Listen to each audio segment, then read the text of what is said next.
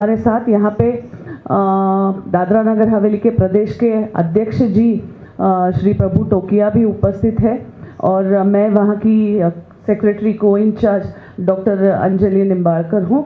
मैं अभी मानिकराव जी से रिक्वेस्ट करूँगी कि वो सविस्तार से आपको इस बारे में बात करें। मानिकराव जी। आज हमारे दादरा नगर हवेली के जो लोकल बॉडी चुनाव हुए उसके बारे में कुछ यहाँ पे स्पष्ट रूप से कुछ बात करना चाहता हूँ।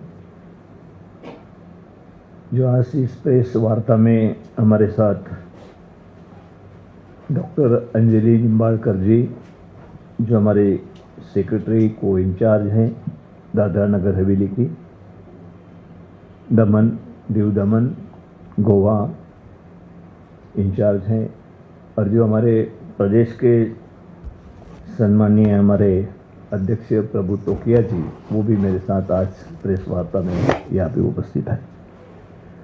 मैं सबसे पहले आप सभी का आभार व्यक्त करना चाहता हूँ कि आप आज के इस महत्वपूर्ण हमारे लिए और दादरा नगर वासियों के लिए ही नहीं पूरे देश के लिए जो महत्वपूर्ण ऐसी प्रेस है इसमें आप आज शामिल हुए। हमको सहयोग आपका खूब मिला है। आज हम पूरे दादरा नगर हवेली दीव दमन जो यूनियन टेरिटरी है सभी आप जानते हैं, और वहाँ पे क्या चल रहा है उसका पता ज़्यादा प्रेस में ऑल इंडिया लेवल पे या स्टेट लेवल पे नहीं होता है। लेकिन जो भी बात हमारे सामने इस लोकल बॉडी चुनाव के तहत आई है उसमें से पता चलता है कि ये यहाँ पे क्या होने जा रहा है, किस तरीके का प्रशासन चलाया जा रहा है।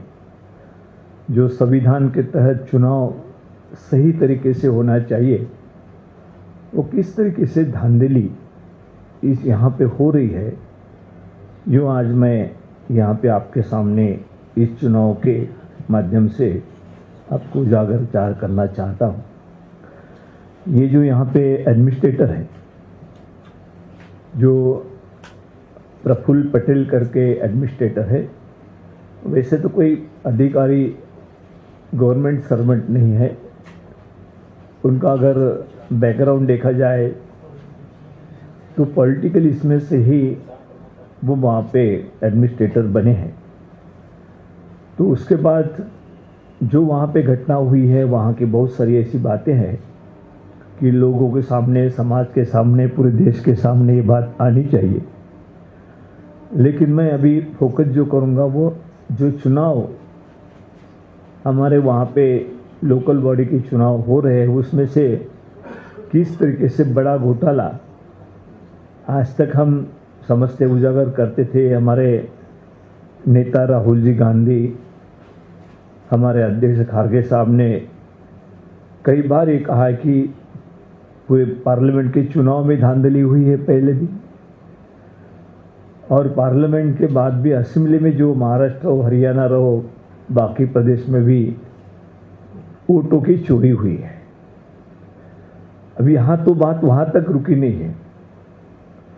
वोटों की चोरी से भी बड़ी बात ऐसे कि पूरा चुनाव है वही उन्होंने चुरा लिया है, जो पहले से ही प्री प्लान करके वहाँ कोई आगे लड़े ही नहीं उनके सामने, बीजेपी के सामने। इस तरीके से बड़े प्लानिंग के साथ उन्होंने ये चुनाव को हाईजैक करने की कोशिश पूरी तरह की है, हाईजैक किया है। उसने बहुत सारी बातें हैं कि उन्हीं के प्रेसिडेंट जो है, डिस्ट्रिक्ट प्रेसिडेंट है, एक ही रहता है। दादरा नगर हवेली दीव दमन में एक ही डिस्ट्रिक्ट प्रेसिडेंट है। उन्होंने स्पष्ट रूप से पहले कह दिया था जिस दिन नॉमिनेशन के बाद 17 को लास्ट डेट थी, उसी दिन कह दिया था कि हम ये चुनाव जीत गए हैं। आप ऐसा समझे कि आप जीते हुए उम्मीदवार हो। तो इस तरीके से बात करना इसका अनुमान जताता है कि उनको किस तरीके से इस चुनाव में ये चुनाव की पूरी तरह चोरी करना है। कुछ बातों से बात स्पष्ट हो जाती है कि नॉमिनेशन 10 तारीख से 17 तारीख का अनाउंस हुआ अक्टूबर का, और नॉमिनेशन जब वहाँ पे 10 तारीख को स्टार्ट हुआ तो हम समझते हैं कि जो भी नॉमिनेशन फॉर्म है वो चुनाव आयोग के वेबसाइट पे आ जानी चाहिए, ताकि सबके लिए वो फॉर्म खुला रहे, जिसको भरना चाहे वो भर सकता है। और उसके साथ साथ जो भी डॉक्यूमेंट्स उसको जोड़ने की बात है वो भी उसी वक्त देना चाहिए, ताकि पहले ही दिन से लोग वहाँ पे अपना नॉमिनेशन फॉर्म भरें। लेकिन जो घटनाएं हुई उसे अगर आप देखें तो पता चलता है कि 10 तारीख तो उन्होंने अनाउंस की, लेकिन 10 तारीख को कोई भी चुनाव आयोग के वेबसाइट पे इस बात का जिक्र नहीं किया गया कि ऐसा ऐसा फॉर्म है और आपको ये डॉक्यूमेंट्स उसको जोड़ना है। 10 तारीख को ये नहीं किया उन्होंने, 11 तारीख को लोग ढूंढते रहे और 13 तारीख के उन्होंने जो डॉक्यूमेंट्स चाहिए थे वो डॉक्यूमेंट्स उन्होंने वहाँ पे एक लिस्ट दे दी, ऑफिस में रखी। जिनके हाथ में लिस्ट लगी उन्होंने एक दूसरे को बताया कि भाई ये डॉक्यूमेंट्स उसमें चाहिए। तो डॉक्यूमेंट्स वहाँ पे चाहिए, लेकिन उसमें उन्होंने जो किया 13 तारीख को लोगों के हाथ में लगा, किसी को लगा है फॉर्म भरने के वाले को, किसी के पास नहीं था, लेकिन एक दूसरे के पास से लेके भाई ये डॉक्यूमेंट चाहिए। तो उन्होंने 13 तारीख को उनके पास मिलने के बाद उन्होंने 14 तारीख को ये सोचा कि हम अब जो भी कागजात नहीं है हमारे पास, डॉक्यूमेंट चाहिए, वो लेने के लिए जब 14 और 15 तारीख को वहाँ पे जो भी कैंडिडेट बनना चाहते थे, कांग्रेस पार्टी के भी थे, उसमें इंडिपेंडेंट भी थे, उसमें कुछ शिवसेना उनके भी ये थे, लेकिन ये अपोजिशन वाले को उन्होंने डॉक्यूमेंट्स लाने को कहा। और 14 और 15 तारीख को जो देने वाले लोग थे वहाँ पे नीचे जो वर्कर थे, कर्मचारी थे शासकीय, उनको ये हम किसी ने पूछा तो बोले बोले ट्रेनिंग पे चले गए हैं, चुनाव ट्रेनिंग है उसमें चले गए 14-15 तारीख को। अगर चुनाव ट्रेनिंग में वो इस तरीके से, जहाँ 7 दिन है हमारे हाथ में, 7 दिन में अगर तुम 2 दिन ट्रेनिंग के लिए भेज देंगे, 13 तारीख के डॉक्यूमेंट्स कौन से रहेंगे उसकी लिस्ट दे देंगे, तो कहाँ से वो डॉक्यूमेंट्स लेके आएंगे। फिर भी लोगों ने रात रात तक रुक कर, दिन भर रुक कर वो डॉक्यूमेंट्स लाने का उन्होंने प्लान ये किया। लेकिन उन्होंने बाद में कहा गया कि नहीं, उसको एफिडेविट चाहिए, ये नेक्स्ट डे, मतलब 13 को उन्होंने लिस्ट दी, 14 को कहते कि उसमें अपने नोटिफिकेशन उसमें ये करना, अपने ये करना चाहिए, डॉक्यूमेंट्स होना चाहिए। तो इस तरीके से कोई फॉर्म ही ना भरे, इस तरीके से उन्होंने पूरा प्लान बना के इस चुनाव के में पूरी तरह धांधली उन्होंने की है। उसके बाद भी जब स्क्रूटनी के लिए वहाँ पे 18 तारीख को गए, फॉर्म भरे, 16-17 तारीख को जो भी डॉक्यूमेंट्स थे पूरे वहाँ पे भर दिए। जिनके डॉक्यूमेंट्स के आधार पे जिनका नॉमिनेशन वहाँ पे सही करके उन्होंने कुछ चंद लोगों का बताया, एक ही टेबल से उसी लॉयर ने, हमारे जो पार्टी के लॉयर्स है, उन्होंने पूरे सहयोग किया और नॉमिनेशन और डॉक्यूमेंट्स के साथ भर दिए 16 तारीख को। और 16-17 तारीख को भरने के बाद 18 तारीख को जब छाननी हुई, स्क्रूटनी हुई, तो उसमें उन्होंने बहुत ही गड़बड़ी की। एक तो 11 बजे से स्क्रूटनी स्टार्ट हो रही थी। स्क्रूटनी 2 जगह पे स्टार्ट हो रही थी। एक जगह जो जिला परिषद के सेवक ऑफिस था और दूसरी जगह नगर परिषद का सेवक ऑफिस था। उस पर जो चुनाव अधिकारी जो रहता है, जिला अधिकारी, वो कलेक्टर ऑफिस में था, उनके जिलाधिकारी कार्यालय में, और नगर परिषद में और जिला परिषद में जो सीओ थे और उनके साथ आरडीसी बैठे थे चुनाव अधिकारी करके। उन्होंने जब छाननी को शुरुआत की 11 बजे, तब उन्होंने 12 बजे उनको कह दिया है जिला परिषद वालों को कि तुम अभी जिलाधिकारी कार्यालय में छाननी होगी, वहां चले जाओ। अब जिलाधिकारी कलेक्टर ऑफिस में वहां से 3 किलोमीटर का अंतर है, और नगर परिषद के भी 5 वार्ड के लोगों को कहा कि तुम्हारा कलेक्टर के सामने छाननी होगी। ये वहां जाने के बाद जिला परिषद वालों का तो कुछ उन्होंने सुना, मतलब 1 मिनट 2 मिनट, मतलब वो रिजेक्ट ही कर रहे, सबका रिजेक्ट कर रहे थे। लेकिन नगर परिषद वाले जो जिलाधिकारी कार्यालय में जाने को कहा, अनाउंसमेंट की और जाने को कहा, उनको जाते ही कह दिया कि तुम्हारा तो रिजेक्ट हो गया नगर परिषद वालों का 5, तुम कोई यहां पे अभी नहीं है, तुम चले जाओ। जब लोग वहां पर गए, हमारे पीसीसी प्रेसिडेंट और हजारों लोग वहां पे इकट्ठा हो गए। क्या वजह है, किस कारण से हमारे फॉर्म रिजेक्ट हुए, नॉमिनेशन रिजेक्ट हुए, वो पूछने के लिए वहां के कलेक्टर को गए। तो उन्होंने कहा कि नहीं, सभी के रिजेक्ट हो गए, सब चले जाओ। उसमें इंडिपेंडेंट थे, उसमें शिवसेना के थे, उसमें कांग्रेस के थे, और मेजॉरिटी से उन्होंने ये किया कि भाई हमारी दोनों भी संस्था, जिला परिषद है, नगर परिषद है, वो हमारी बन जाना चाहिए। वो मेजॉरिटी से उन्होंने फॉर्म रिजेक्ट कर दिए। और कुछ लोगों ने कहा कि भाई हमको किस कारण रिजेक्ट हुए बताइए। तो उन्होंने कहा पुलिस अधिकारी कि इनको बाहर निकाल दो, बाहर निकाल दो। इतना ही नहीं, उन्होंने कहा कि इनको अरेस्ट करो। अरेस्ट किया 2 लोगों को और जेल में डाल दिया, एक ही कारण से कि तुमने फॉर्म रिजेक्ट किया, उसका वजह पूछना चाहा। ये तो कभी ऐसा नहीं देखा जिसका उसको कारण बताना चाहिए। वो फॉर्म सामने लेके तुम्हारे इसमें ये कमियां है, वो बताना चाहिए। वो बताने की बात तो दूर रही, तुम्हारे सबके रिजेक्ट हुए, और बीजेपी का एक भी फॉर्म नॉमिनेशन रिजेक्ट नहीं हुआ। इस पर से आप सोच सकते हैं कि बीजेपी का एक भी फॉर्म रिजेक्ट नहीं होना, और कांग्रेस के करीब करीब 80% फॉर्म, जो हमने 21 फॉर्म भरे थे 26 में से जिला परिषद के लिए, उसमें से हमारे सिर्फ 4 रहे, और बाकी सभी फॉर्म उन्होंने रिजेक्ट कर दिए। नगर परिषद में भी 21 थे, उसमें हमने जो फॉर्म भरे, 12 फॉर्म उसमें भरे थे हमने, उसमें 11 रिजेक्ट कर दिया, एक ही रहा कांग्रेस का, और उनके कोई रिजेक्ट नहीं हुई।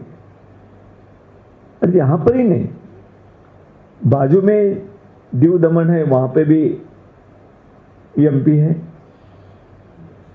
इंडिपेंडेंट है, और इंडिपेंडेंट एमपी होने के बावजूद उन्होंने इंडिपेंडेंट फॉर्म भरे। उनको भी 26 में से सिर्फ 6 रहे, एक जगह पे 5 रहे, वो भी रिजेक्ट कर दिए। उनको बीबी का और बेटी का भी फॉर्म कैंसिल कर दिया। मतलब ये जो दमनशाही शुरू है पूरे दादरा नगर हवेली में, इसके लिए जनता त्रस्त है। बहुत सारी घटनाएं ऐसी हुई कि लोग वहां पे बड़े चिंतित है कि उनके ऊपर देखने वाला कोई नहीं है। एडमिनिस्ट्रेटर जो है उसकी क्या क्या किस तरीके से बातें लोग बात बताते हैं, किस तरीके से दमन हो रहा है लोगों का, किसी को घर गिराना, किसी बहुत सारी, अपना अगर ध्यान में उसकी तरफ भी आकर्षित करना चाहो तो ये बात पूरे देश के सामने आनी चाहिए। हमारे देश का हिस्सा है, ऐसा नहीं कि भाई यूनियन टेरिटरी है तो कोई अलग देश के बाहर है। तो ये उजागर करने के लिए बड़ी ताकत के साथ आपने भी सभी ने साथ देना चाहिए। चोरी तो हुई है, यहां पे पूरा चुनावी चोरी करके लेके गए, किसी को चांसेस ही नहीं छोड़ा उन्होंने। और कोई बताए बगैर, अरे भाई क्या गुनाह है, क्या कमी है, कौन से हम डॉक्यूमेंट्स नहीं जोड़े, जो आपने मांगे हैं वो कुछ जोड़े हैं नहीं जोड़े हैं, वो देखो बताओ। लेकिन वो बताने के लिए बिल्कुल वो तैयार नहीं है। उनका एक पीछे से अपना डिस्ट्रिक्ट प्रेसिडेंट कह दिया कि भाई हम तो पहले ही दिन 17 को जिस दिन वहाँ पे नॉमिनेशन की डेट खत्म हो गई उसी दिन प्रेस को बोल दिया उसने कि हम तुम सब लोग सामने के हैं, अपने बीजेपी वाले जीत गए हैं, हमने चुनाव जीत लिया है। इसका मतलब क्या? ये पूरी तरह डेमोक्रेसी की हत्या है। जो हमारा संविधान है, डॉक्टर बाबा साहब अम्बेडकर जी ने हमें दिया है, इस देश के लिए सर्वोच्च परी है, लेकिन उसको संविधान को पूरा तार तार करने का काम वहां के प्रशासन के साथ मिलकर वहां के चुनाव आयोग ने, वहां के जो कलेक्टर्स हैं, वो कलेक्टर का नाम मैं ये करना चाहता हूं, प्रियांक किशोर करके कलेक्टर, तो उनके नेतृत्व के तहत वहां के दोनों सीओ, जिला परिषद के और नगर परिषद के, उनके दोनों आरडीसी और उनके जो भी प्रशासन के अधिकारी निचले स्तर पर जो चुनाव में बड़ा सहयोग देते हैं, काम करते हैं, लेकिन ऐसे लोगों ने मिलकर पूरी तरह बीजेपी से मिलकर ये चुनाव उन्होंने हाईजैक किया है। तो ये मैं कहता हूं कि हमारे पूरे देश में ये मैसेज जाना चाहिए कि चोरी की तो बात की है, स्पष्ट रूप से हो चुका है, राहुल जी ने वो सब प्रूफ के साथ जताया है, लेकिन यहां पे पूरा चुनाव चोरी हुआ है, पूरा चुनाव हाईजैक किया है बीजेपी ने और उनके कहने से अधिकारियों ने। तो ये बड़ी सीरियस बात है। ये हम तो आगे जाएंगे उसके लिए। जो चुनाव आयोग है यूनियन टेरिटरी के लिए अलग से उनको ये रहता है, ऑफिस रहता है, तो वहां भी उनको शंतनु सुधांशु पांडे करके है, उनको भी हम निवेदन दिया है, ऑलरेडी भेज दिया कि यह धांधली हुई है, ये रुकाओ, और जिनको फॉर्म भरना है उनका जो भी स्क्रीनिंग करना है वो करो, और यहाँ न्याय देने की कोशिश करो। ये हमने लिखा है, यहाँ के सेंट्रल के चुनाव आयोग को भी लिखा है, केंद्रीय, और उसके बाद हम पूरे डॉक्यूमेंट्स मांगे हैं वो कलेक्टर को कि भाई हमको अपने ये पूरे डिटेल्स दे दो, और देने का जो भी अर्जी है उनके उस पर उन्होंने एंडोर्समेंट की, लेकिन अभी तक दिया नहीं है। लेकिन हमारी जिम्मेदारी हम वहां पे निभाएंगे, और ये बात लेकर हम मुंबई हाई कोर्ट में भी वहां पिटीशन करेंगे, हम छोड़ेंगे नहीं। ये दहशतगर्दी जिस तरीके से इनकी पार्टी की ओर से, प्रशासन की ओर से चल रही है, और उसी के कारण ये चुनाव हाईजैक करने की कोशिश हो रही है, ये हम पूरे कोर्ट के सामने ही हमारी बात रखेंगे। हमें पूरी उम्मीद है कि चुनाव आयोग इस बात में दखलंदाजी दे, हम कोर्ट में जाकर उस तरीके से जो सही है उसके लिए कांग्रेस पार्टी वहां पे लड़ेगी और मजबूती के साथ लड़ेगी, और लोगों के साथ कांग्रेस पार्टी है। लोगों में भी आज ये है कि कांग्रेस पार्टी ने आगे जाना चाहिए इस अन्याय के खिलाफ, ये पूरे चुनाव चुराने वालों के खिलाफ वहां पे मजबूती के साथ आगे आने की जरूरत है, ये लोगों का कहना है। तो आगे चलकर हम जरूर फाइट करेंगे ऐसे गवर्नमेंट के खिलाफ। Thank you. मानिक साहब, आपने कहा कि आप कोर्ट जाएंगे, तो क्या अभी इसको लेकर आगे चीज़ें प्रोसेस हो रही हैं या वक्त लगेगा, या कोई आपने शेड्यूल बनाया है कि पहले चुनाव आयोग की तरफ से आपको जवाब आए इनको लेकर और उसके बाद आप लोग आगे बढ़ेंगे? देखिए, कोई भी इसमें, एक तो जिनके ऊपर जिम्मेदारी है उनकी तरफ तो डिमांड करना जरूरी है कि हमने जो लेटर दिया है उसके बारे में आप कार्रवाई करें। उस तरीके से हमें कुछ आधार दे कि नहीं ऐसा हुआ है नहीं हुआ है, लेकिन आप वो करने के लिए अगर तैयार नहीं है और हमने आपकी तरफ सबमिट कर दिया, हमारे जो कहना है वो सबमिट कर दिया है राइटिंग में, तो उसी के आधार पे भी हम कोर्ट में जा सकते कि ये सहयोग करने के लिए ही तैयार नहीं है।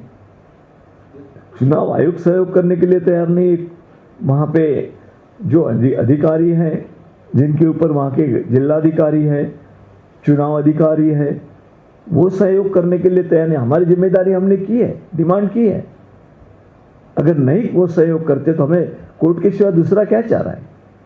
हम कोर्ट में जाना ही पड़ेगा। अरे सभी हमारी तरफ से सब पूरी बातें हमने की है, लेकिन उनकी तरफ से अगर सहयोग नहीं तो कोर्ट सहयोग करेगा, ऐसी हमें पूरी उम्मीद है।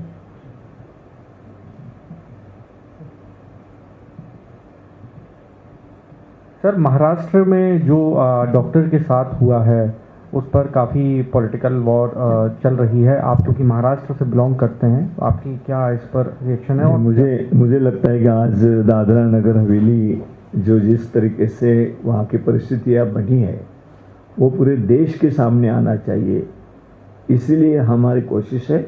और मैं समझता हूँ कि बाकी जो क्वेश्चंस है महाराष्ट्र हो या अदर क्वेश्चंस के बारे में मैं अलग से बात कर सकता हूँ। Thank you.